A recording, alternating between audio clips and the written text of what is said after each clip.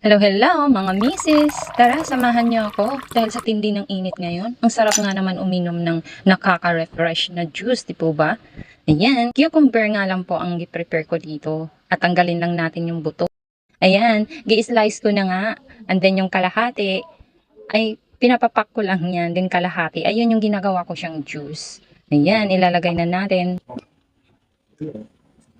Add lang tayo ng water. Napantay lang po sa dami ng ating cucumber. Then I added salt. I-blend na natin. Ayan, talaga naman mga misis. Ito ay napakaganda sa ating health. At pasok din po ito, low carbs lifestyle. Subukan nyo din po mga misis yung ganitong juice. Talagang swak ito sa tag-init ngayon.